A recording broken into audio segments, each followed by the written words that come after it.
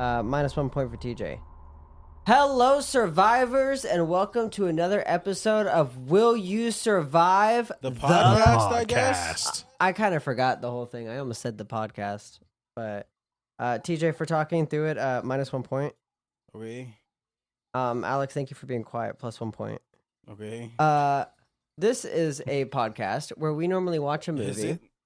Usually about like zombies or survival of some sort. And then we talk about said survival that we've talked to. Yeah, there are no zombies in this one. Minus 1 for talking again. Crazy.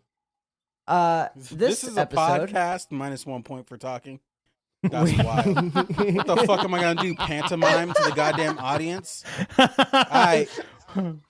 You can shut the fuck up while I'm talking. No, that was kind of the reasoning. You start out with minus 1 point immediately, bitch. I'm gonna be off the rails the rest of the episode. Point. I don't give a fuck if I lose or not. This episode, we watched The Conjuring 3, The Devil Made Me Do It, and I'm joined here by my two co-hosts who also watched said movie. Alex. That's me. Wow, nice introduction. Plus 1 point. And TJ. Suck my big fat black cock. Wow, that's bringing race into it. Minus 1. Thank you for the tiny dinies, Josh. That's 2 tiny dinies. I think I've lost him. See what I don't think he's remembering is that the last episode we made a handshake deal, and said handshake deal also had to do with the outcome of this episode. Oh, and he lost that handshake deal. Yeah. So this episode is a little predetermined. Well, oh, no, wonderful. I could pull up the thing right now. Me losing is not a part of the deal. Yeah, I think it was. No, it's if he brings it up, then he doesn't win the next episode. It's not if he doesn't bring it up, TJ loses the next episode. Previously on Will You Survive the podcast. I think he's gonna go more religious, or not more religious, more survival on this one. Okay, if he does go religious, I win the next episode you host. Okay. Handshake deal? Okay, deal. Okay. Handshake deal. 3, 2, 1, deal. Yeah, but in order for him to not win this episode, he has to win this episode. So, well, it's either guaranteed or it's not. That's what the fucking thing was. Well, we're seeing it play out right now, aren't we? So, The Conjuring 3. Oh yeah. Also, but I already introduced you guys. Never mind. Yeah. The Conjuring 3, dog shit movie, worst of the Conjurings. That's my wow. That's my take on it. Okay. Well, it was that's fucking boring. Take that away. The literal start of it was great. Boring the rest of the way. Really? I don't think I'd be quite that harsh on it, but I also won't lie. It was not my favorite. No, I think Conjuring 2 was my favorite. Really? Yeah. I think the first one set a great tone. The second one, like, I don't know how to describe it. It got more like Hollywood than the second one. Yeah. And then the third one was kind of just the same thing as the second one. So for anybody who might be living under a rock who hasn't seen this movie, you want me to read them out the storyline? Sure, do that. A chilling story of terror, murder, and unknown evil that shocked even experienced real-life paranormal investigators Ed and Lorraine Warren. One of the most sensational cases from their files. It starts with a fight for the soul of a young boy, then takes them beyond anything they've ever seen before to mark the first time in U.S. history that a murder suspect would claim demonic possession as a defense. Oh, wow. Plus 1, Alex. That was great. Great reading. Woo! So this is actually based on a true case. Yep. If I know the details correctly, which I might not, he was ultimately charged with manslaughter, right? Right. So, convicted of manslaughter. Convicted of like manslaughter. The end of the movie says. Yeah, so like that's pretty good in my opinion. Yeah. To go from what were they charging him with? 2nd-degree murder? Yeah. Yeah. Pretty good. Try to give him the death penalty. Pretty good to go down from that to manslaughter. Now, from what I did some reading. I didn't actually read the ending, like the what happened. I did some reading on my own. From what I was reading, he there were reports that when he killed was it a landlord? Yeah. Yeah, when he killed the landlord, they described him as in a trance-like state. And I think that really helped when it came to claiming demonic possession, that everyone was like, it didn't look like him. It helped in the media. The judge ultimately ruled that it couldn't be used as a defense because it can't be scientifically proven. There's no expert who could take the stand and say, yes, he was. So he ended up throwing out the defense, but clearly it still worked in the court of public opinion because I don't know if the prosecutors sought first-degree manslaughter after he tried the defense and lost, or if that was just the route that like they tried the new wave of prosecution where they throw everything at the wall and see what sticks. So I don't know how it actually went down on the pleading papers. If they tried him for murder, first degree, second degree, first degree manslaughter, involuntary manslaughter, all of the different things, just see what they can convict him of. What stuck. So I don't know if that's the case, but that's kind of what it gives me the vibes because the prosecution was trying to go for everything, it seemed. Any thoughts on that, TJ? I mean, I did a little bit of reading on this case, and it's I feel like they could have just went for the insanity plea if he was in a trance-like state, you know? I think so. Instead of, the devil made me do it, which is the kind of headline of this. Also, shout out to Arn Johnson. He's still alive. He's the same age as Alex, 57. Damn, no, I'm not. 5,700? Yeah, 750. Oh. Dicks. Timeless being. Rest in peace to his baby girl, though, because she died. They were together until 2021. She passed away. Oh, his girlfriend? Yeah, he's shoddy. Okay. Yeah, when you said that, I thought you meant his daughter. I didn't know. I don't know if he has a daughter. Let's look it up. You said his baby girl. Yeah, baby girl. So I looked it up while you guys were talking, and yes, the prosecution did charge him with murder, but they were only able to convict him of first-degree manslaughter. So it did work in the court of public opinion, getting him sympathy with the jurors, and I think it did help in ways to get his story out there that he wasn't aware of what was going on, and it also didn't hurt that him and his landlord, which was actually Alan Bono, I think was his real name. Yeah, it was a different name in the movie. They were actually friends. It described them as being very close.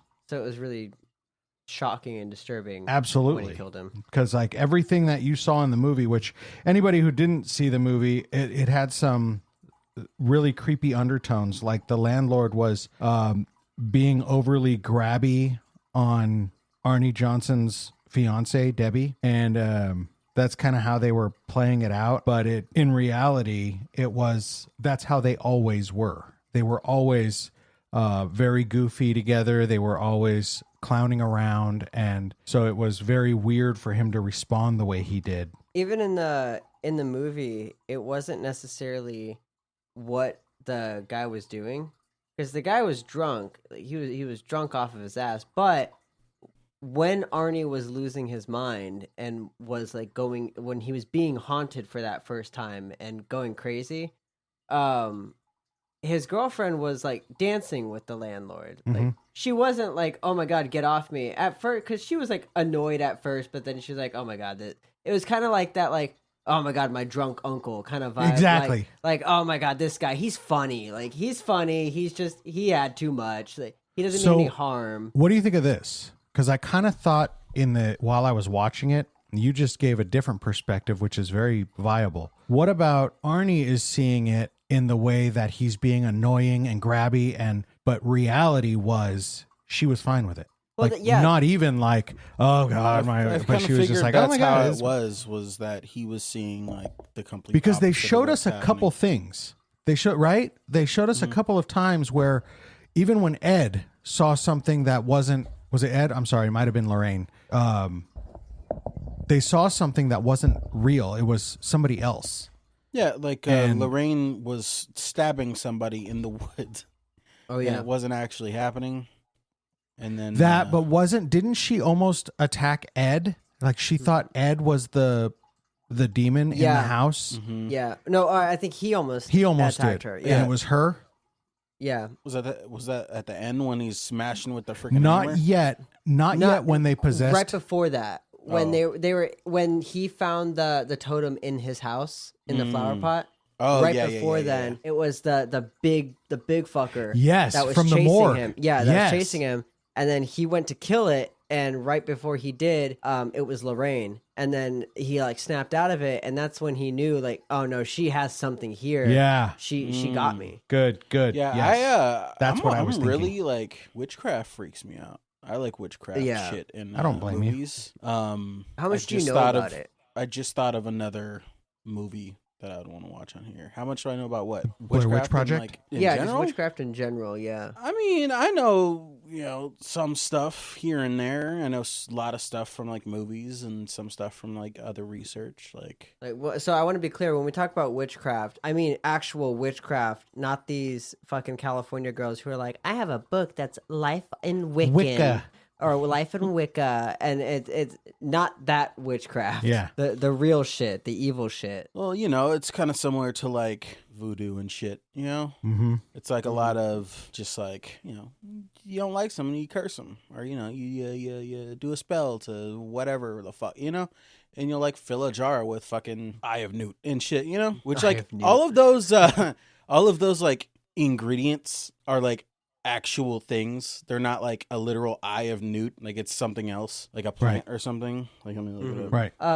What do you know about witchcraft? Most of my knowledge comes from books, books on the occult. Mustard seed Mustard seed is big. is Eye of Newt. And so I don't know anything about what we today call witchcraft. I know more of literature based upon the, shall we call it the entity? It would be like the church of witchcraft, the occult. It's a lot of Satan worship. It's a lot of Yeah, I know about like the fucking rituals, witch trials rites. and shit. I listened Yeah, to a I lot of was podcasts on those. Those I are was pretty fucked. fascinated by the Salem witch trials. I remember, one time. I'm a little devastated to know that they were wrong more than ever. Oh, And- well, Well, of course yeah, they your were, 'cause they wife were is more being a scared than fucking anything. asshole. Witch! And then, Well, there was something else. There was something else that really just blew my mind. It was a lot of fear. Connect two dots that I never thought of. A lot of women who were charged with being witches were maidens or matrons. They were single. A lot of maidens who were single had cats.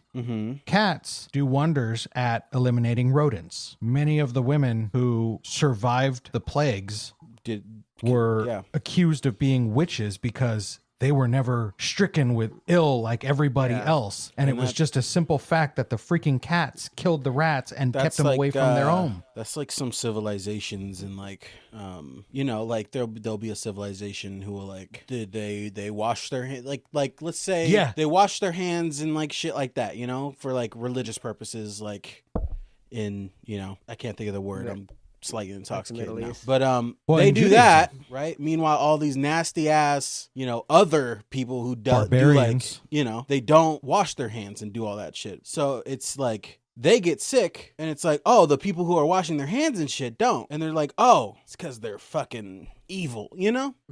What I'm saying? There's a lot of things in the Bible that I've realized. I think I might have talked about this on the podcast, where there's some things in the Bible where it's like, oh, these people were just like something, not quite this exact thing, but something along those lines, where it's like Jesus says to do this what seems like kind of like an odd thing to say to do, but then knowing modern science, you're like, yeah, obviously wash your hands. That makes fucking sense. Like things like that, where you're like, oh, no wonder they saw it as like this, because at the time it was, but they would see it as like this kind of marvelous thing. Like, oh wow, how did he know that? It's keeping us safe. Or I feel like I'm not getting my point across very well here. Well, People back in the day simplistic were things just that stupid. you're very similar to what TJ's saying. If I'm understanding you right, like come inside, unlatch your sandals, wash your feet, and it's like, wow, these are marvelous things. Well, yeah, except for you're outside traipsing around, you're stepping in poop. Literally. You come back in your home, what's the smartest thing to do? Kick your shoes off, wash your feet, and then walk around. Yeah. Or like when God, I forget who it was, but basically, I think maybe it was Daniel. I can't remember, but basically God tells them, eat some bread and take a nap, and they do, and then they felt better. and you're like, wow, it's biblical. If you're feeling bad, take a nap and eat some food. You'll be fine. Crazy. So what you're telling me is I'm spitting scripture every time Madison tells me she's a headache. Yeah, every time you're like, have you drank water? Have you drank water? That's Maybe biblical. eaten It's on some Bible. food taking a nap. So one of the things I could bring up regarding this particular movie that does have to do with survival outside of just the spiritual realm is we see this in all three of these movies. So I put this together based on all three of the movies. It's teamwork and trust. And that would work in any survival situation that you're stuck with somebody. I mean, it works out very well that they're husband and wife. But let's face it, even husbands and wives don't communicate as well as this couple did. Like they worked it out a little too well. That might be the most Hollywood thing about this film. Well, you know, I actually find that more believable because, like, the first movie, one of my beefs was that it felt like they weren't telling each other what they needed to. Like, Lorraine would constantly not tell him things that she saw. And I'm like, I feel like that's something you should share with the guy you're investigating with. Right. That just seems like some important details. And I noticed the same thing in the second movie. This one, it did seem like they were real connected. Just everything that they saw or heard together. And you know why? I think it's because a lot more happened to Ed than to Lorraine. And he would tell her when things were happening. Or I guess things were more vivid this time. Like in the first movie, it wasn't Lorraine got like, she fell like 3 stories down. She got hurt, but she wasn't like possessed and doing the actions of the past. Oh, like, yeah. So this was a lot more physical, and she couldn't just be like, oh, it was nothing, I don't want to talk about it, because he watched her do it. Yep. No, that's good. Yeah. What about I guess we would say I want to play devil's advocate just a little bit on that point, which is I understand and I actually agree with you, but what if her mentality was saying, don't tell him lest you make it come true? It's kind of like, think of Back to the Future. Are you too young to okay. What's that? Think of Back to the Future. You can't know. I'm joking. You can't know the future, because if you know the future, you're going to alter the outcome. So I can't tell you what happens, right? Which destroys the whole premise for part 2 and part 3. But nonetheless, it's fun. But the idea behind it remains the same: is I can't tell you the future, because if I tell you, it won't happen. Doctor Strange with Iron Man in Marvel. It's always a common premise amongst time travel or seeing into the future. Yeah, that's a good point. Doctor Strange did say, if I tell you what happens, it won't. So I don't know if that's her mentality, and I actually agree with you on this, but I think like you're going through this for the first time. You don't have a user's manual on your gift. And maybe she's thinking, dude, if I tell you what I saw, I'm either going to make it happen, or like, what if I make it happen by telling you what happens? Yeah. But to me, when it comes to a religious standpoint, no. But when it comes I got something to say. When it comes to a religious standpoint, my thought would be that seems like confusion, and God's not the author of confusion. In my mind, if you're dealing with something like this, you just need to be united and share all that info. Just be a completely united front against this enemy, because its whole thing is going to be to try and make you feel isolated and separate you. Yep. No, I completely agree with that. So, I've been over here having thoughts, just random thoughts that I need to bring out into the universe. So if your survival shelter's in the woods, right? Yep. Apocalyptic situation. You want to ward off people. I'm saying, wow, I would do? I would just get like, I'd scavenge animal jaws and shit and just make the witchiest looking shit just that I can, and just hang them from trees and shit. And the rational motherfuckers would turn away. At least or even the superstitious ones. That was my first rational thought. Yeah. Rational and superstitious. They're gone. That was my first thought. My second thought is, where's this bitch getting all the jaws from to make her shit? Oh, right. I think they were goat, but I don't know for sure. I couldn't tell. And then third thought, which was related to the Back to the Future thing, I like the time travel better in like Marvel than I do in Back to the Future. I like the fact that it splits off into other timelines instead of fucking changing I the like whole that. Shit. How dare you? Well, who's to say that Back to the Future doesn't? Well, it's like... Well, they talked about it for sure. They did split a timeline, and he actually went back in time to a different timeline. When he went back in part 2, he went back to 1985. It was completely different. His dad was dead. Biff was in charge of the whole city. He owned the whole town, basically. And he lived with Lorraine in a high-rise casino in the penthouse suite. See, it was related because there's a motherfucker named Lorraine in Back to the Future. I know, right? brought it full circle. Confirm these two movies in the same universe. So next thing I could bring up, if we're done with that point. Wouldn't that be a crazy, like, fucking in the future, we invent time travel. And then there's a case like, hey, I had to kill the motherfucker because if I didn't, the future's going to be fucked up. Do you think that would slide? I feel like, you know? Yeah, I think you'd have to have some real solid proof. I don't know. Wasn't that was in Deadpool, wasn't it? I think that was in Deadpool. He went back and he saw Adolf Hitler as a baby. And he was like, oh, God, why is this so hard? Oh, wait, I do remember that. Yeah. I thought you were talking about how Cable went back in time to kill Russell. Yeah, that's what I thought he was talking about at first, but I forgot about that scene. Oh yeah, no, wasn't that like an ending credit scene? Like it was like flashing through a bunch of. I think so. Yeah, I'm not. Stole his. I don't remember anymore. Yeah, he took the little watch or whatever. Yeah, that's why his girl's alive in the third one because is canon. Alternate universe. Yeah, I mean it is. Now they're in the Marvel main. Anyways, yeah, that's true. That's true. The devil made me do that. it. Okay, so another strategic Bible. Was that me? Yeah. What the hell? How? Hold on. Let me. Oh, that's why, because it wouldn't let me change that. What happened? His phone went off. My phone went off, and I couldn't figure out how. I had to actually. Rookie. My shit's off. Minus 1 point, TJ. So. Is it just every time I insult him? Hey, Alex, your beard's stupid. Wow. Not what it was. I just felt like doing it. Oh, Alex, you look like a expired milk dud. Damn. You know how it gets Alex, like the layer white around it, so it kind of like dulls the color. Yeah. I'll be specific. Expired milk Alex, dud. I'll give you +1. That's also a good band name, the Expired Milk Duds. Expired Milk Duds. There's a band called, I think it's called The Chats. Just a group of Australian dudes who make like their entire album sounds like music that would be on Skate 3. I listened to a band called Divorce Culture. Oh, shit. That one song FM. I think it's by them. I really like that song. Yeah, it's actually song. really good. I gotta listen. I be finding music, dude. You think I'm not cultured? I'm cultured. Okay, so go on, Alex. So there's another element of survival that can be brought out of these films. And I think we might have mentioned this before, but it's important in all survival situations. Stay calm under pressure. I thought you were going to say stay alive. Don't let yourself panic. You got to keep breathing. It's letting yourself hyperventilate is like one of the worst things you could do when you're in a high pressure situation. Yeah. So you got to make sure you stay calm, keep breathing, deep breaths, and keep your faculties about you. Yeah, I mean, that's a good one in all situations. Yeah. Even work situations. There's just, I work in I would say a pretty high stress environment most of the time.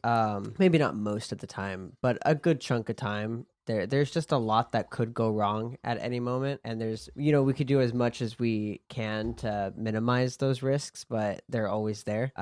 So yeah, I mean, there's nothing good comes out of panicking. Yep. Absolutely nothing. It's way better to just be calm, and it's easier said than done. But I don't know. There's a peace that comes with it when you're like, it'll work out. I don't know. It's easier to deal with adrenaline when you're panicking than when you're calm. You ever been full of adrenaline but you're calm? Oh yeah, you're many like times. Fucking. You can feel your heart beating, and your like hands are shaking. It almost makes me feel crazy because I'm like, I feel like I'm making my body react in a non-natural way. Like my body wants to go a million miles a minute. Just calm down, bro. You're tweaking. But it's crazy because I'm like, sometimes I feel like that's just me on the normal. Like my brain's going a million miles a minute, and I'm trying to keep my body from not doing that. So sometimes it doesn't feel too different. But So I get a different kind of feeling, and one of my favorite memories of childhood comes from playing roller hockey. And we had this other group of kids who, this was not organized in any way, shape, or form. This other group of kids who played on a team. They saw us playing, and they were talking shit because we were a ragtag bunch. It was Mighty Ducks before Mighty Ducks came out. And we were just kids with no pads, no nothing. Some of us were on rollerblades, some of us weren't. We were just doing what we did, and they wanted to play against us, and we whipped their ass. But the funny part came when, just like you're talking about, high pressure, we can't let them win, right? You can't be walking around getting talked shit on about these fucking punks. And I got my opportunity. They came down hard on a breakaway. I'm the goaltender. Shot the puck, and just like you guys are talking, I knew it was adrenaline. My heart was racing, but I was breathing, I was concentrating, and I saw myself before I did it catch that puck, and I sure as fuck did. Like I saw it happen before it happened. So when I hear people say visualize it, right? Visualize it happening. Picture yourself doing it. I understand that. You know, they tell baseball players that. Picture yourself hitting the ball. Picture yourself catching the ball. I understand that completely. It's like I had to read this stupid fucking book in high school. I think it was either high school or early college. I hated this book. I thought it was so stupid. I still think it's stupid, but it stuck with me for a while, which makes me hate it more. And it was called like superheroes, or like becoming a superhero, or unlocking your superhero, something like that. It was basically a book about flow states, and a very scientific thing. It's basically just adrenaline that's controlled. But they talked about it in this book as like, they talked about it in this very fantastical, like superhero type of way. They would talk about like the skater who jumped the Great Wall of China,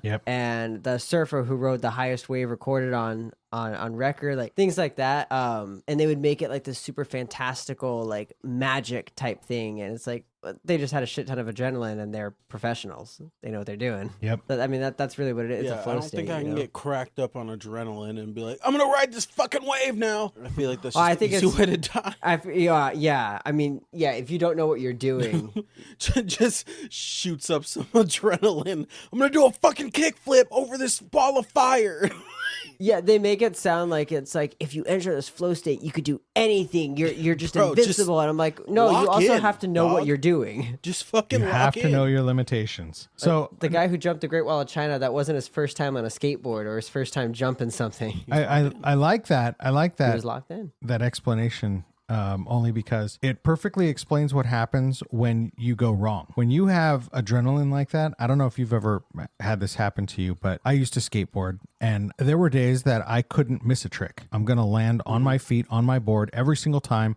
It just seems so easy. And then there was this one particular day, and I couldn't do the most basic tricks, and I should have given up. Your board and your feet just would not They work would together. not connect. I was the set of stairs. I would grind this railing every single day that we were down there. It's the school right behind my parents' house, and we would go down to the lower lot, and everybody would do it. We would grind the curb, because it was a really tall curb. So you could ride up, grind the curb, everything, and then you grind the railing down to the lower level, and it's only like 6 steps. You could jump it easy. We used to jump it barefoot, but I just kept falling, missing the board, landing on it sideways, kicking it out from under me. Every kind of mistake you can possibly make with it. And then one odd time, I'm standing still. I'm not rolling. I'm standing still. And I try to just do a kickflip. And I landed it. But when I landed it, I landed wrong. And so I shot the board out from under me and fell on the ground. And I remember looking at my friend, and I was like, damn, dude, I haven't fallen on my ass in a long time. This is weird. Then we're goofing off, talking, whatever. Oh, let's do this. And it was this nice driveway that you can use as a ramp. Ollie over the fire hydrant. Tried to do it. Caught my back truck on the top bolt of the fire hydrant, and I Supermaned. Landed on my chin, folded over, and I remember my friends thinking that I was dead because I was knocked out cold is what it was, but my eyes were open. And they freaked out, though. They thought I was dead because I was staring up at the sky, not moving, they were waving their hands in front of me, and I'm not responding. And I heard them say, go get his mom. And I woke up, and I was like, what happened? They told me what happened. Eric, he was doing all of that on this. Listen to this guy. Oh, wow. The first ever skateboard? Look at this guy. In the 1950s. Yeah. Yeah. 1950s. Wow. That actually looks pretty dope. 1994, you dicks. And then once he grew up a little bit, he got one of these. Can't even see it. Bright ass fucking phone. Oh, there it is. What in the world is that? Oh my God, that was in the 80s, dude. Yeah. With all the plastic bumpers all over it. Yeah, I had that. on the bottom side. It was like the first one he showed was like this. It literally looked like a piece of wood with just wheels bolted onto it. The second one he showed was like this red board with a skull on it. Josh said it was a flat piece of wood when he was first started skating. You dicks. Okay. That's just called a snowboard. Wheels weren't even attached.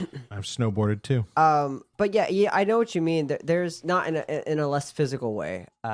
Sometimes when there's some days where my guitar playing is flawless. I'm soloing like I've never soloed before. All my chords come out so clean and fresh. Like my finger picking sounds so full and rich, and it's all perfectly balanced. I'm not hitting the high end too high or too much. I'm not hitting the low end too hard. It's all perfectly flawless. Then there's other days where I pick up the guitar and I go to play something I've played a billion times and I just cannot fucking do it. And I'll make the stupidest mistakes over and over and over and over. And there's certain days where I'm just like, it's just not a guitar day. I'm gonna put it down. It just reminds me of the Disney Pixar movie fucking Soul. Like everybody doing their thing and then they go into like the flow state and like, kind of just everything goes black, but it's just you vibing. Yeah, like I could lock in on Rainbow Six Siege if I wanted to. I've done fucking 30 something kills a game, but you know that's a good point too. That's a good example too. Very rare. I've had those on Call of Duty Modern Warfare where I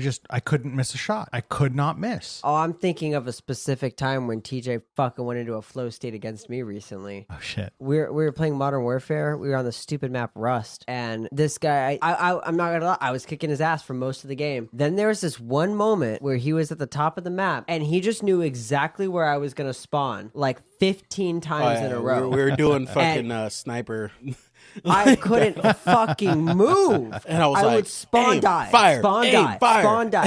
He knew exactly what he just entered this flow state where he knew exactly where I was spawning. He knew the spawn points. And he was manipulating them too. He knew exactly where to stand to get me to spawn somewhere else. And there was nothing I could do about it. It took me so long to break out of that cycle. And I've definitely felt that, especially on Siege. I felt that where all of a sudden I hear everything. I hear the guy stepping outside the window and I'll shoot through the window and on the kill cam, it looks like I'm hacking, but I'm like, I don't know how to explain that I heard your footsteps. And it's just like, it's like I could see you on the other side. Yeah. I know exactly where you are. Yeah. And there's just some days where it's like that and other days where, I can't hear a guy who's standing right in front of me. Exactly. So going back to this movie, what do you know about like specifically like witchcraft and summoning demons kind of thing? What do I know about that? Is there anything accurate to this where like a witch could summon a demon to go after other people? Oh yeah, absolutely. We have it actually. Those are some of the oldest roots of voodoo, of zombies. Which was summoning a corpse to go after people. It would do your will basically, because theoretically, legally speaking, if a corpse killed somebody, what are they going to do? Arrest it? Who's charged, right? There are some roots of voodoo. Well, it's voodoo mixed with Catholicism, mixed with paganism that creates Santeria, which has a lot of that. There are things like the voodoo doll, love potions. Like love potions are really creepy because it's like a long-term intoxication that would make you feel a certain way. Like if you've ever been emotional when you're drunk, imagine that long term and you can't snap out of it. And so things like that, which I can't prove it. This is like the Arnie Johnson case. I can't prove it, but a lot of it has to do with demonic control and demonic influence. And witchcraft, I think, has a lot of its roots in it. You could go all the way back. You referenced the Bible, all the way back. The sorcerers of Pharaoh, who were able to do the same trick as Moses when he threw his staff down and turned it into a serpent. They were like, "What's the big deal with that?" And they threw their staffs down and they turned into serpents. Yeah. So sorcery goes back as old as prostitution. I remember recently going through that book again, and I remember I was telling Rosie about it. I was like, man, Pharaoh sucked. Man, there were so many times where I'm like, what more do you fucking want? The amount of times that Pharaoh would be like, all right, you win, fine. You and God win. Go ahead. And then immediately after was like, actually, I don't think I've learned my lesson yet. Change my mind. And then Moses would be like, okay, this is going to happen. And he was like, I don't think you're telling the truth. And then once again, it would happen. And then Pharaoh's like, all right, you guys win. And that happened like 8 times. It's crazy. Like you would think after like 1 or 2 times, Pharaoh would be like, you're probably the real shit. Which I would like to bring up the next point here. All 3 of these movies show the same, and all survival movies. Everything related to survival, this is a key point. Knowledge is power. Yeah. The Warrens use their own expertise, and they rely on each other's expertise to work out their deal. But in any situation, understanding your environment and being prepared, right? That's one of the things that we always say regarding survival is being prepared. So if you're going to go somewhere, you're going somewhere new. In our case, let's say we're not going to go demon hunting or fighting or anything like that. We're going camping. The smartest thing to do is research the area that you're going to so that you understand it, you know what's out there, what are the predators, what are the prey, what are the tracks, what's the scat, how can I recognize? Those are the smart things to do when you're going to go out into something else's environment. Yeah. Guys, Learn what their habitat is. Literally. Research your shit. Be prepared. I like that. I like that. I do like That was good. I think you should do that with. You need to know like, if that's just a bear or a fucking deer or what. Yeah.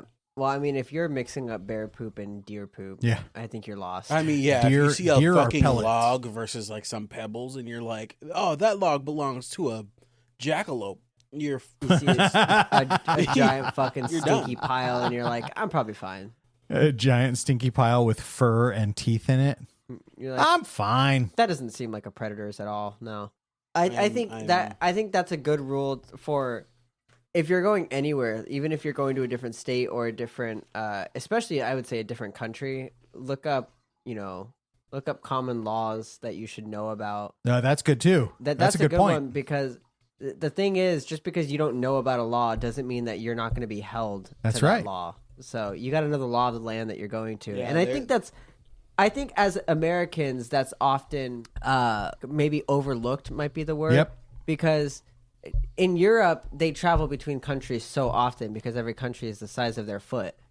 And in America, basically our version of that is traveling amongst the states, but we have the giant federal law that goes across all the states. So, there's the common things that we all know. There's random little laws in other states, Yeah, but most of don't- those are like misdemeanors, if Don't anything. walk on a Wednesday afternoon with a salmon in your right hand without holding a Bible, or else you'll get like those 25 years in state penitentiary. Don't those spit random gum laws. on the I I think we should. That's probably not very implement that valid. one just in general. It's still on the books in Massachusetts. Alex, Good. I think we should. I'm gonna take Eric to the gum wall. You ever been to the gum wall in Seattle? It's so no, I gross. never have. It's I'm gonna so- take him to the that's gum so wall. It's nasty. gonna be magnificently disgusting, and he's gonna be mesmerized. We're gonna take a selfie. And the people who say that they fucking lick the wall. Oh God! I would wanna lick the vomit. wall for like $1 million. I understand that premise there, because honestly, just for free, here's you're a fucking freak. It's the same. It's here's the same the thing with like the logic. Liberty Bell, though. Like that's so gross. I would never lick the Liberty Bell. but here's the logic. There is logic to it. It's out in the sun, day and night. Do you know the best disinfector in the world is the sun? It's in an alley, so If no. it gets no sun, or does it get? I feel like it gets I'm- less than a full day's sun. I'm not sure. No, how it much doesn't. sun. It doesn't need a full day. It gets an hour of sun works wonders. No amount of sun on a gum wall would make me feel okay with licking No, it. I'm not disagreeing with you. I would never do it. But I understand TJ's premise. I would do something utterly disgusting and I'm not saying me, but what TJ's saying is I will do something utterly disgusting for $1 million. The logic is there. Me, I don't think $1 million is worth it. I think for $1 million I could do it because I could logically just get my mind over. I would it. lick the Liberty Bell for $1 million. $20 is $20. I would lick the Liberty Bell for $100,000. Yeah, I the Liberty Bell would actually I would take significantly less to do. I was lick even going to the say like ancient 10,000. skeleton of our first president Ew! I would for not do 20 that for bucks health and reasons. some pocket lint. You are Is the pocket lint a deal freaking breaker? rancid. I know, I right? need to have a pocket lint. I cleaned out my pocket lint. Well, I got the 20. I don't have the to pocket start lint. a We would have fire had a on my deal. tongue to disinfect it. You want to hear my next idea? Sure. Survival related. Okay. Right?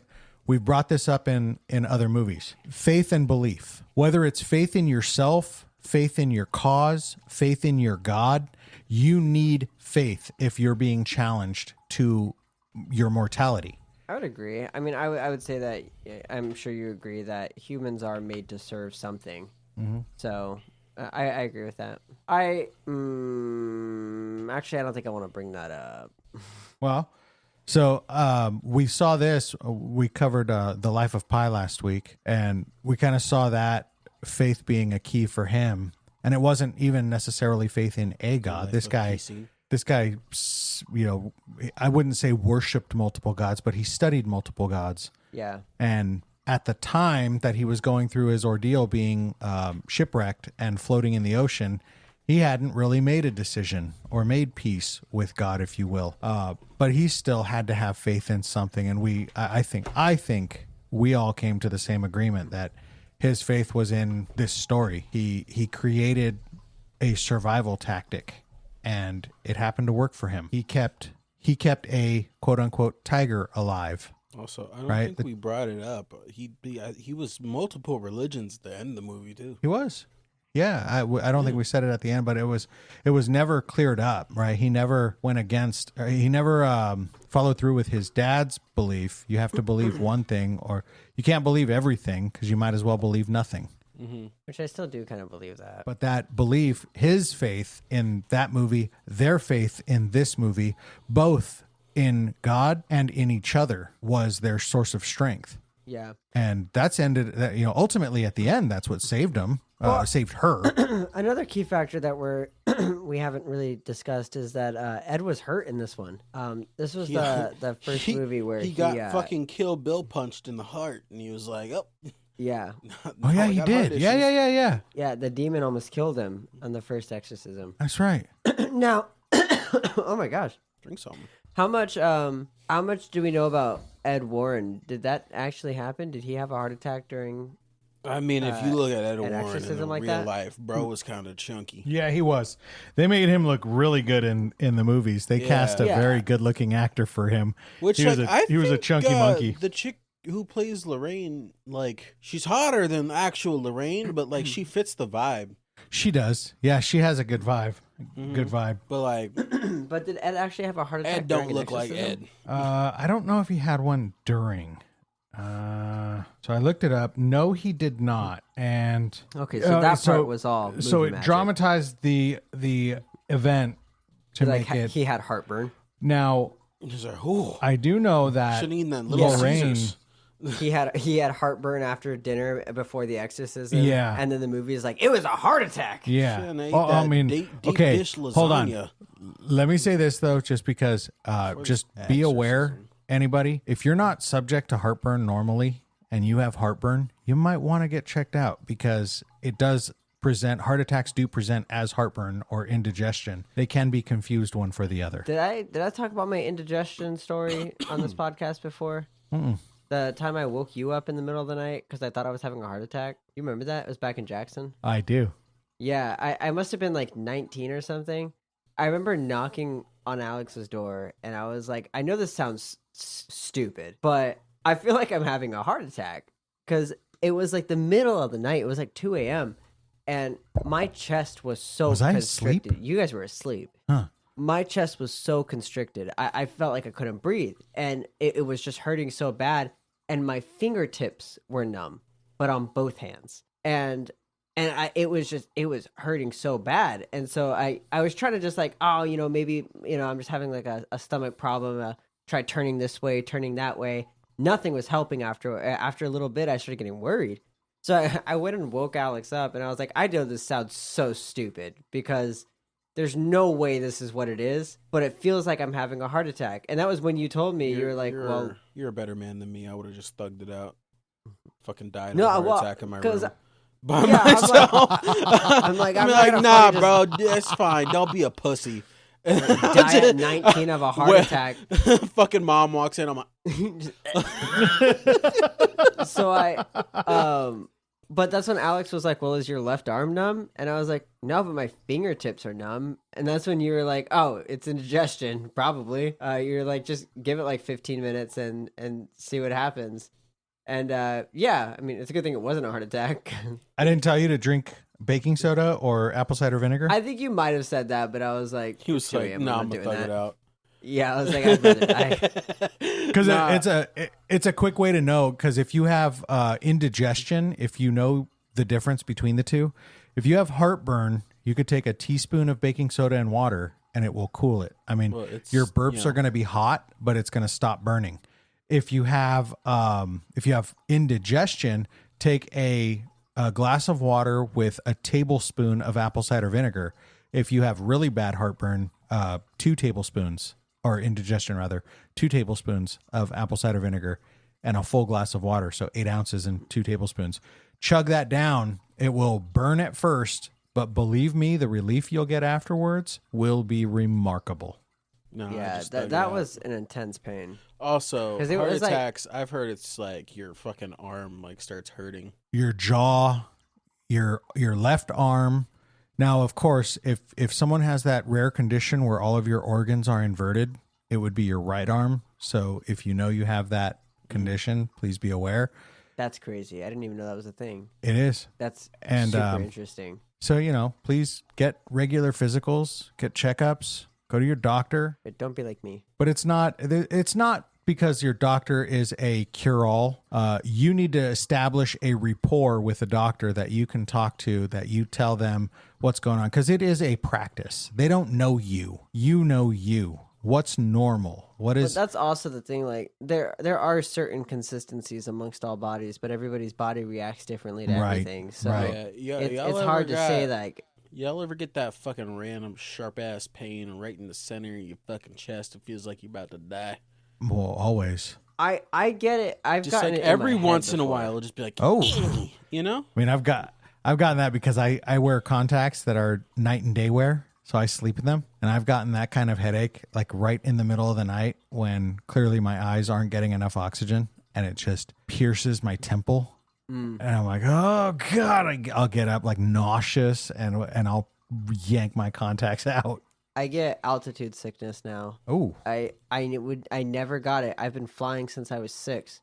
Never got it until the summer of 2020. I don't know what it is now, but flying sucks. I get car for sick. me now. I don't get car sick. I get seasick Only a little bit, but somebody else is driving, I get car sick. I don't get car sick. Oh, I heard that a lot. I hear a lot of people say that. It's just because like when you're operating a motor vehicle, it's kind of like an extension of yourself. So like you kind of know what it's doing. You feel it. You feel everything. Yeah, if you're with somebody and you're in the passenger seat, you're expecting to feel what you're feeling. Yep.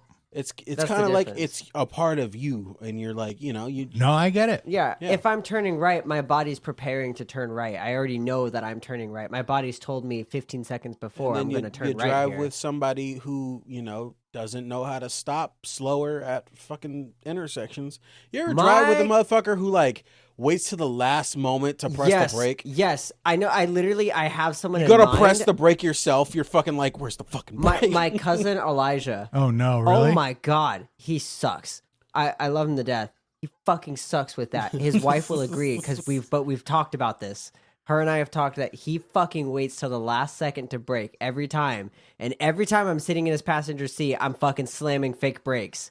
Every time. I always say that's someone who trusts their brakes way too much. Yeah, I'm like, the day your brakes aren't quite as good as you remember them being, you're going to fucking slam this dude in the back. You get a fucking leak in your brake line, there's a slightly less pressure, you're cooked. So I brake so much, and I brake so early because I'm like, if my brakes start to fail, I want to know right away so I can swerve. Yeah. So the thing that I'll tell you on the opposite side is me, when I am sitting passenger or back seat, the back seat is what really trips people out. Back seat makes me sick. I could sit in the back, read a book.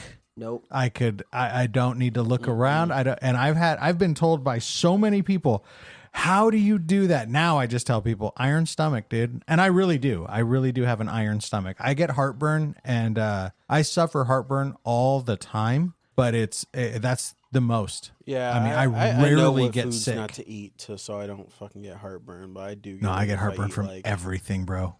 I get heartburn from water. Yeah. I don't have any of that, but I can't read in a car. So I got 2 things. Somebody who I hate fucking being in the car with is my stepfather, because he keeps his hand at the top of the wheel, just one. So if he goes over a bump, it just kind of moves with it. So after you hit, you just fucking wobble. I do that. want to. I drive like that. Yeah, Fuck that. I've done that. Today in one of the work vans, one of the big work vans, there was a part of the road that was real fucked up, and when I hit it, the whole van just went woo woo woo, and I was like, we're fine. And I drive a Lincoln Town Car, so one of those big beefy cars. It's not gonna pull me off the road. I drive exactly like that, TJ. I mean, the car is super smooth. So like hitting potholes or anything like that, it doesn't make me swerve like that. At least I don't think. I don't have passengers with me that often, but I don't think. Throw up. And then Josh said, "Weird fact: did you know ketchup was actually invented to cure indigestion?" Huh. That's interesting. I did not know that. Can we check that? Pull that up. All right, let's check.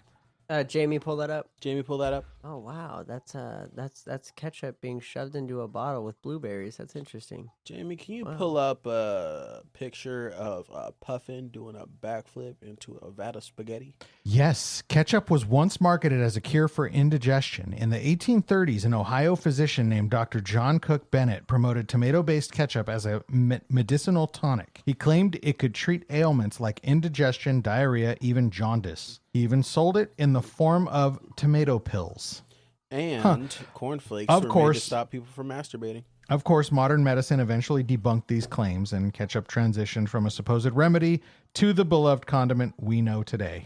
Cornflakes are to stop masturbation. What was Ew! Okay, this makes me mad. I wonder if anybody else has this visceral reaction. Quite the journey for a humble sauce, don't you think? sauce? Do you think ketchup is a sauce? I mean... That bothers me. That really gives me a visceral reaction. It's more of a aioli. It's a puree. You know? Yeah, I wouldn't call it an a sauce. aioli. It's a puree. Because like at McDonald's, if they ask you what sauce you want, if you say ketchup, I feel like they're gonna be like, "What?" You know, but that makes me mad that you just said that. Ketchup to if you add ketchup to molasses and brown sugar, you have barbecue sauce. Yeah, so that. But makes it's it still a a condiment.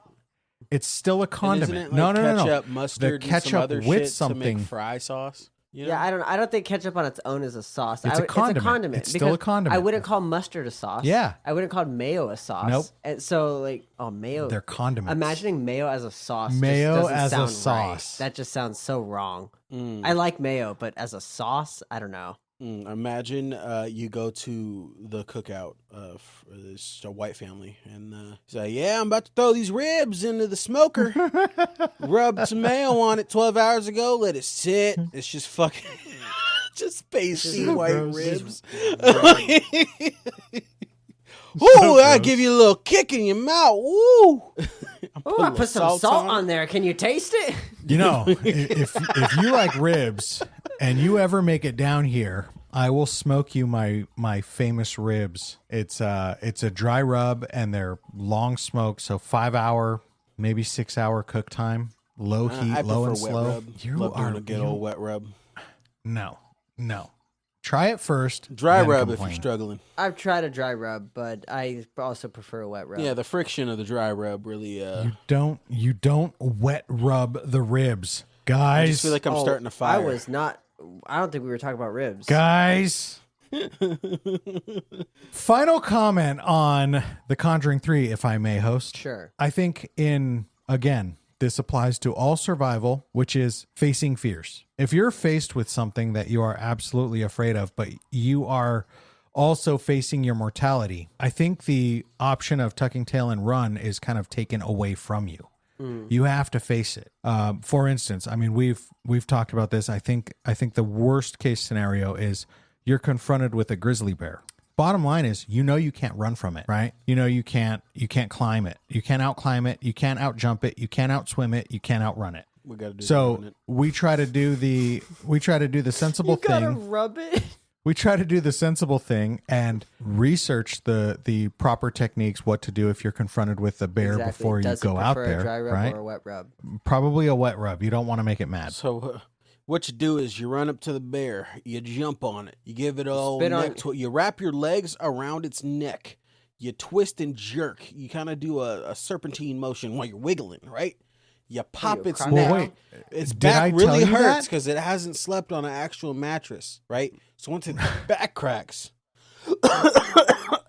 then it's It'll going be to like, thank "Ooh." you. It'll stand up, be like, "Thank you, sir." Walk And away. it'll give you $40. Will it It's- say "thank you, sir" Yeah, in a it's, British it's accent? like it's like an Ed and Eddie when Ed and did- Eddie. Oh my god! didn't How the Ed fuck have do a you know rock in that? his Isn't shoe that and like he a ate a 90s whole thing? fucking slide? We are not that young. That's a '90s thing, though, isn't it? Fuck off. Ed and Eddie. Ed literally had a rock in his shoe, and it made him go so ballistic that he ate a slide, a couch, a whole. I think he ate a house. I can't remember. The motherfucker was just tweaking. But I still think it's a '90s thing. It's not. I watched Rugrats too, and I've seen Rocco's Modern Life, and I fucking. Well, it might be a '90s thing, but Hey Arnold. every time, like for people our age, TJ, everybody acts like the '90s were like 50 years before us, and that we're like watching these ancient shit. I'm like, dude, we grew up when this shit was still up to around. Like 2005 January 4th, were like 1999. the '90s part two. It was literally like the same shit. I had January a 4th, VCR. 1999. Yeah, we had a VCR too. I had a CD player up until fucking middle school. I used to have one of these tiny little MP3 players Nice. with like 3 buttons on it. Yep. And a headphone jack, and it was one of my favorite things ever. There's still certain songs that I hear to this day That that when I remind you of it? hear it, I'm expecting the next song to play, and I know exactly what song it should be. Oh, Okay, yeah. that's funny that you said that. I have that exact same reaction from the CD, the actual CD. When I play this CD, it has Modest Mouse, Float on. Float On. The very next song, I'm expecting it to be, is it Electric Eel? Is that what it's called? Electric Eel? No, that's not right. I always confuse the name of the song. It's the... But I know exactly what you mean. Like, my brain has been conditioned that after that song, this is what the next note is, because I listened to it in that order. There was no shuffle on that little MP3 player. Yeah. Yep. So I would listen to those songs in the same order over and over and over. Electric Feel. Electric Feel. MGMT. So my brain got so conditioned that, well, that's what the next song is supposed to Yeah. be. I Yeah. didn't have an MP3 player. I got an iPod, I think, 6th I never had grade an or iPod. 7th grade. I had an iPod Nano 6th generation. It was a square, but it had a touch screen on it. That shit was heat. I had a CD player up until like Fucking hell. I had a into 6th goddamn grade. Walkman. It was kind of crazy. See, now that's beyond our years. We never had a and Walkman then or a once pager I got or anything like that. my Fuck, first pager. like touch screen phone, That's beyond which us. I've had flip phones, I had a Sidekick, I had shit like that. Me But too. once I had my first touchscreen phone, I remember getting all my music from one of those fucking ringtone apps, but it would have literally the entire fucking song on it, so you could just download the whole MP3. So I had like a list. You're like, yeah, I'm just going to use Okay, a part so of wait, it. real quick. Do you guys remember LimeWire? Yeah, I know. Yeah. What Well, that was LimeWire your is. thing, I never right? used it, Okay. but I know what it is. I never really used it either, but I know Uncle Gil used it all the time. That's funny. There's another one. It's like Frost something, or I did get my. I don't remember. For no other reason than to just piss you guys off, and mostly you, Eric, because I think TJ, you're older, right? I am turning Not by much, 25 but yeah. in 2 months. So you guys are both in that group that would be called a zennial, A zillennial. a zillennial. Yeah. Is that what it is? Zennial. Because like we're not the. I Tide was Poddy alive generation. when the towers fell. I was I too. remember my horrified 1-year-old By brain. less I than a was like, month. By They 2 hit the weeks. fucking 2 Pentagon, weeks. Mom! They hit the Pentagon! As my 1-year-old self, it was crazy. I was literally I 2 actually weeks wasn't old. sentient until I was Yeah. 3, so it's So that was like a really miraculous moment when you said that. yeah, it was Yep. crazy. Like I was full English. I popped Those out were your like a year those prior. were your first words. Yeah, they hit the fucking Pentagon. Pentagon. They hit the goddamn were- Pentagon. And like, say mama, they hit the fucking Pentagon. What happened to the guy who made the first water-powered car? Say dad. It was an inside job. Steel can't melt. Jet fuel can't melt steel beams. Damn. We still gotta do that episode, guys. A 9/11 episode. Yeah, a conspiracy theory episode. Oh, Will you survive it'll 9/11? have Find 9/11. out next It'll have time 9/11. on Will You Survive the Podcast, well, that's a simple where we math. How many strap people were- ourselves into a That's a simple math. How many people were in the building? How many people died? Welcome back to Impractical Jokers. Murr has to be in this building while we play. Oh my god! That is the type of fucking that's the type of punishment they would always do to Murr. Damn! I know. I remember that guy saying in one of the last ones, he said something like, "Why is it always got to be me?" He was so mad. They're like, for Murr's punishment, he's got to swim in these shark-infested waters while we chum the waters with no shark cage. Yep. All right, go on, Murr. Yep. And you're like, holy shit, dude. Murr had to sit there when they had the. Oh no! I'm mixing it up. That one was Jackass, where they had one of the guys sitting on the stool, and they let a grizzly bear in and eat the fish out of his belt. Oh yeah, I hate Awful. Jackass. I love every Jackass. time I watch them, I'm just like, this is the worst shit you could possibly do. Like, this is. I will admit, it's not even entertaining to me. It's not even funny. It's just like, what the fuck are you doing? I will admit there are the reason why I don't like it is I laugh far less times than I'm just like, oh, exactly. Like, Impractical Jokers. I laugh the entire every single freaking thing. time. Yeah. The Family Guy clip where they're like want to do Jackass shit, and they're like, he's like, my name's Peter, and this is roof shopping cart. All right, go. And he fucking flies off the roof, breaks his neck, and he's like, oh, is it bad? Is it bad? And they're all freaking out. Like, oh my god! Was that the same guy who jumped off the table onto the microwave? He was like, "This is microwave wrestling. Don't try this at home." And he jumps off, and it like the microwave barely gives at all as he like falls completely on it, just his back. He's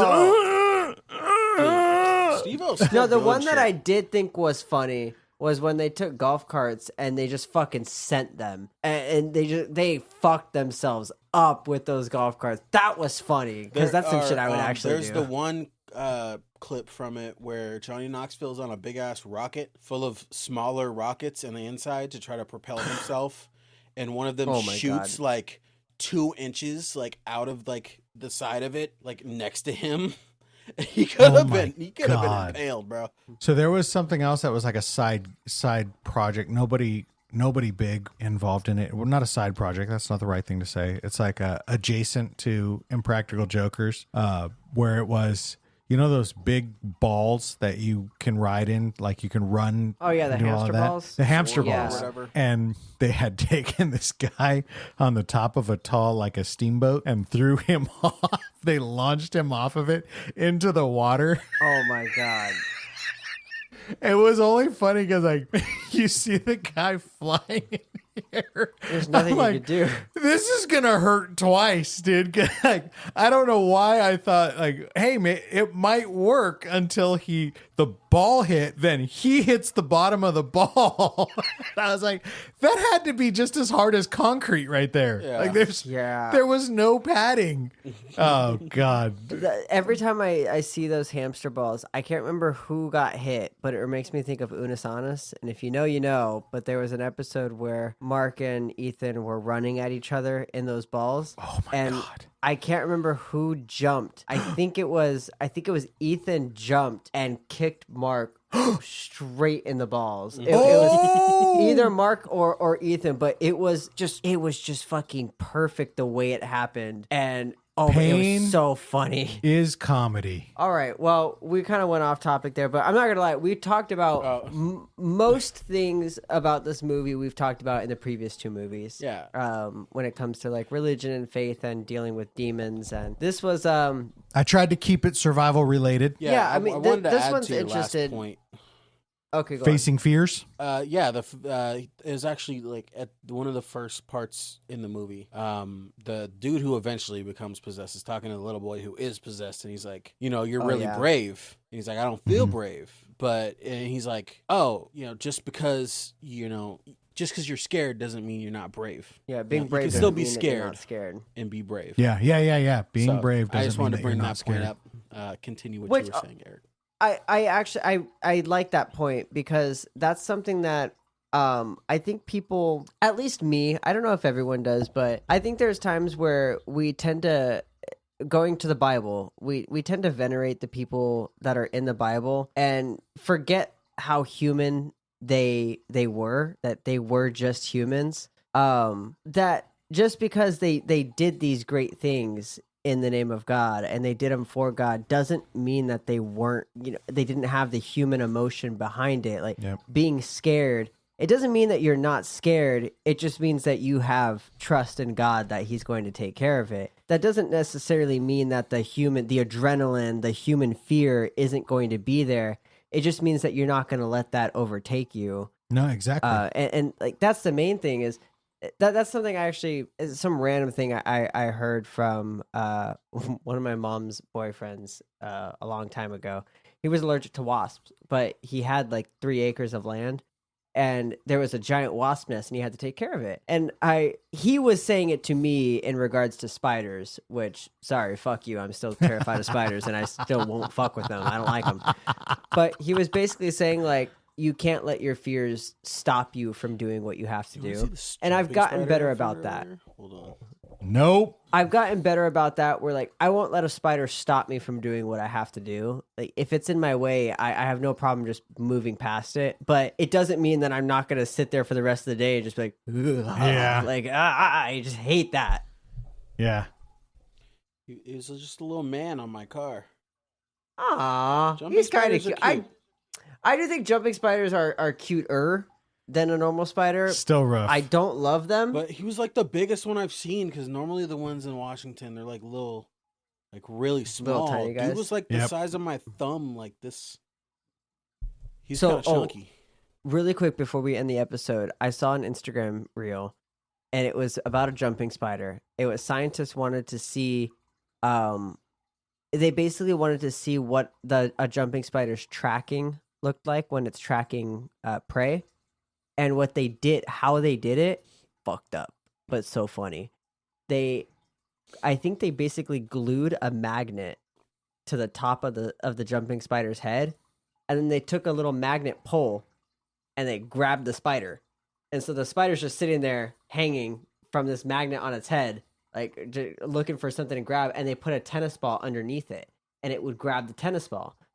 And then they'd put it in front of a screen and they'd show it a stimulus. And the spider would typically turn its body left and right to look at the stimulus. But because it couldn't, because it was held by the magnet, it would twist the ball left and right. And so the way that the ball was moving would allow the scientists to track how a spider or how a jumping spider was tracking its prey. Yep. It was really interesting. Yep. It was cool. But I thought the funniest part was that they glued a magnet to the top of this poor spider's head. So can you imagine the spider who is just a spider and then gets this thing glued to its head, is now hanging from this thing that's attached to its head. It's fucked. And then given a ball and is just staring at this thing that it does not understand, moving back and forth. They shed like little head helmets. So eventually the magnet would fall off because like I'm sure the science, I'm sure it's the still scientists fucked were up. Like conscious imagine about yourself like tractor beamed up. Could you imagine aliens doing that? We would never stop talking about that if something happened. Mind you, I did see an article. I am not testifying to the validity of this article. There was an article that said a man in Texas was convicted and sentenced to 20 years in prison for kidnapping people, pretending that he was an alien, and anal probing them. See, that game honestly does not surprise me. At the end of the day, game is game. All right, that's you wild. really gotta respect, All right. Another -1 point for you on that one, but I think that was reasonable. Crime, you did the crime, you did the time. Lakers in 5. All right, well, that was this episode. It really kind of went off the rails right there at the end. I should have stopped it just a second before, and that's my bad. I'm sorry. Let's tally up the points. TJ with -1, -1, -1, Do you want me to read -1, the socials while you're doing that? -1. TJ has 1, 2, 3, 4, 5, 6, 7, -7 points. Alex has 1, 2, 3, 4 points. So with -7 to 4, I think our winner here is Alex. Yay! Woo! Good job, Alex. Woo-hoo! As a reward, you want to read the socials? I'll read the socials. Guys, go check out our socials. TikTok, Instagram, Facebook, Will You Survive the Podcast? YouTube, you can check us out. Search Will You Survive the Podcast or The Boys at WYS. You can also find us on X at Alex and Eric WYS. You can also search The Boys WYS. And send us your emails. Give us your ideas, any criticisms, critiques, movies you want us to cover, or topics you want us to cover. You can send those emails to theboys at willyousurvivethepodcast.com. That's THEBOYS at willyousurvivethepodcast.com. All right. Winner speech? My winner speech is that I am grateful for this opportunity. I love talking about these survival topics, and this was a little bit tougher. So I'm grateful for the win, because it was tough to find survival technique in a spiritual movie like this. But working with the three together made it a possibility. So I'm contemplating, and I think I have the movie so that Josh and any of our listeners can go follow along if they want to watch the movie with us. I think what we should cover is, well, I gotta find my idea. Sorry. Give your loser speech, TJ. If I shotgun this Mike's Hard Lemonade right fucking now within 10 seconds, can I get the win? How much is left in it? It's full. Oh, if I down this bitch in less than 10 seconds, I'll open it right now. I'll tell you what. If Alex is willing to make that deal, I will honor it. You're going to go 10 seconds? Give me 15. Give me 15 seconds. Well, he said 10. You said 10. It's carbonated. I was gonna time this shit. What is the ounces of that bitch? How many ounces? 12, 16. It's like the size. It's 16. It's a pint. Pound a pint. That's over an ounce a second. Yeah, I'll make that deal. In 15 seconds or 10? 15. Okay. All right. Ready? Hold on, I gotta turn my fan on. I need the. Okay. It's hot as fucking here. I All don't right. think we've ever done this on WYS. Audio immediately went trash on my shit, but it's fine. This is the end of the episode. Ready? So, tell me when. All right. 3, 2, 1, go.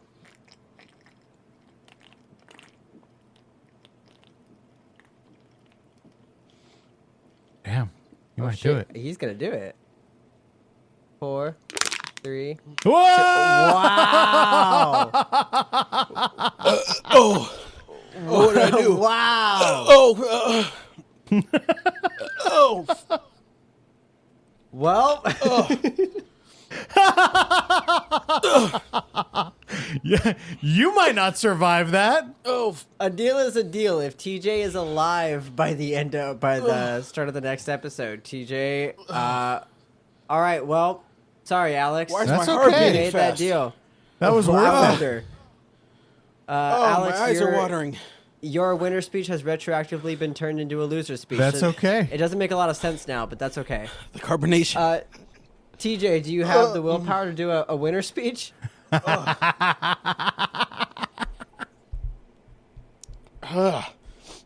Thank you all for listening. It's been a pleasure. Oh, shit. Okay, just tell me this. Was it worth it? He's like, I don't even have a movie lined up. It was worth it. Oh, fuck. He's going to be so drunk, too, because he just downed it. Oh, fuck. I don't know. He's got a lot of body mass. He might be okay. Maybe, but he was already drinking. Oh. Anyways, all right. Well, with that was an interesting end to the episode. So next week, look forward to TJ hosting instead of Alex. And with that, guys, I could feel it coming. It's like a big ass bubble. It's gonna emerge. It's like a chest burster. I can feel it. I should have challenged you to down a 16 ouncer of Sprite. without burping. And then eat a banana. Yeah, and then eat a banana. That's what it is. Or you eat a banana and Yeah. then you chug Sprite. Eat a banana, then you chug it. Dude, oh my god, that projectile vomit's crazy. I love that one. I'm fucking my sweaty. tummy. Yeah, definitely don't eat a banana and then down Sprite. Yeah, stay alive. Yeah, I guess.